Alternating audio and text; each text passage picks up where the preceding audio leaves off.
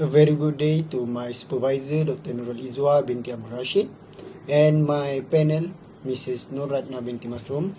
My name is Sanusi bin Gepari, and today I would like to present about my final year project 1, which is my title is Analyzing the Barrier to Adopt Eco-Innovation Practice Among Malaysia Halal Hub.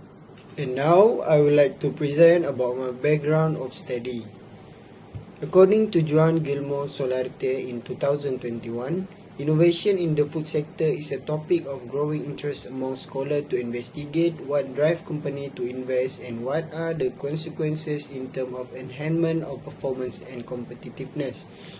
Next is from Herman R. J. Volberg and Edwin van der Werf in 2020. Eco-innovation is an innovation that contributes for a reduction of environmental impact, and it is not limited to product and service. It also includes new marketing and organizational method and social and institute structure contributing for business positive impact towards sustainable development and competitiveness.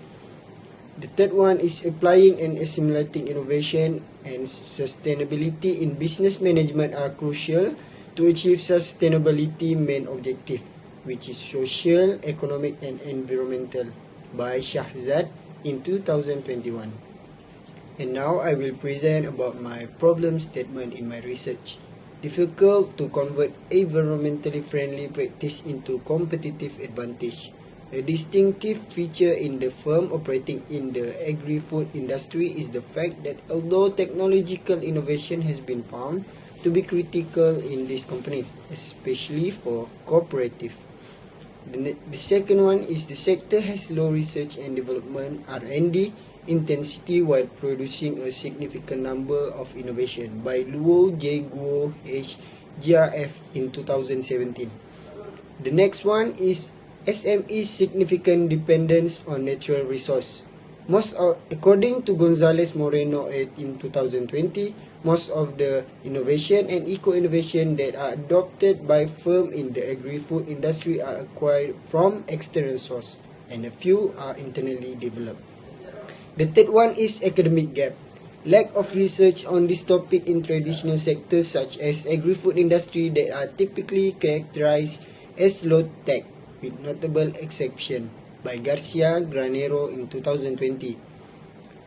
Saiz Martinez have found no single paper that explain internal development of eco-innovation in SME in the agri-food industry. Next, I will present about my research question and objective.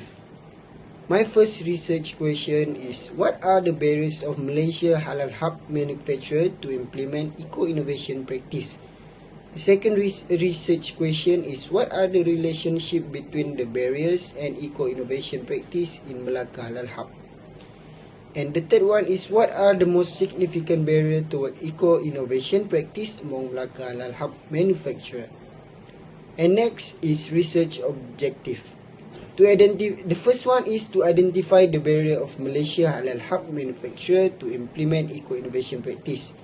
Second one is to measure the relationship between the barrier and eco-innovation practice in Melaka Halal Hub.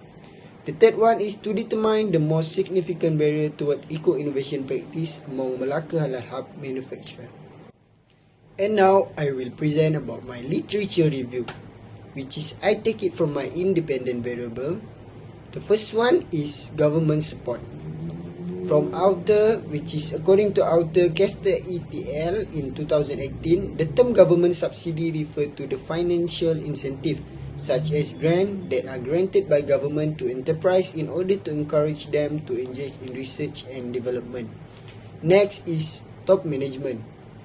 According to author Russell Tatenda, Muno Dawafa and Satinirat Kaur Joh in 2019, the top management is an indispensable component of the company, and as a result, an essential stakeholder. There are a variety of other stakeholders who play a vital role in the organization various other functional areas. Next is lack of financial. Author Ula S. Ahmad N. Khan FU. In 2021, the financial barrier and the organization environmental plan, particularly for small and medium-sized business, and hence prevent them from developing and using green ideas. Last is least technological innovation. According to Kuo and Smith in 2018, smart manufacturing, big data, and artificial intelligence are able to foster ecological innovation. Next is my theoretical framework. My independent variable, the first one is barrier. The first barrier is government support. Next one is top management. The second one is lack of financial. And the fourth one, low technological innovation. And my dependent variable is eco-innovation practice.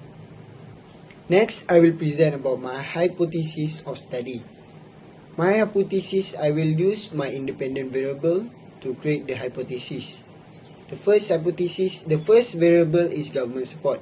The first hypothesis for government support is there is a positive relationship between government support and eco-innovation practice. Hypothesis 2, there is no relationship between government support and eco-innovation practice. Next variable is top management. The hypothesis 1 is there is positive relationship between top management and eco-innovation practice. The hypothesis 2, there is no relationship between top management and eco-innovation practice. The third variable is lack of financial. There is a positive relationship between lack of financial and in eco-innovation practice. And hypothesis 2, there is no relationship between lack of financial and eco-innovation practice. Last but not least is least technology development. Hypothesis 1 is there is a positive relationship between less technological innovation and eco-innovation practice. Hypothesis 2, there is no relationship between least technological innovation and eco-innovation practice. Next, I will present about my research methodology. The first one is questionnaire development. Section A, demographic profile of respondent, and Section B, barrier of eco-innovation adoption, and Section C, technical of eco-innovation adoption. Next is sampling technique. I will use probability sampling, simple random sampling, and I will choose 150 respondents. Last but not least is data analysis method. I will use descriptive analysis, quantitative method, reliability analysis, Pearson correlation analysis, and multiply regression analysis. For conclusion, this study has discussed the finding of barrier to adopt eco-innovation practice in Malaysia Al-Haq. This study also conclude the finding of the barrier, which is government support, top management, lack of financial, and least technology innovation.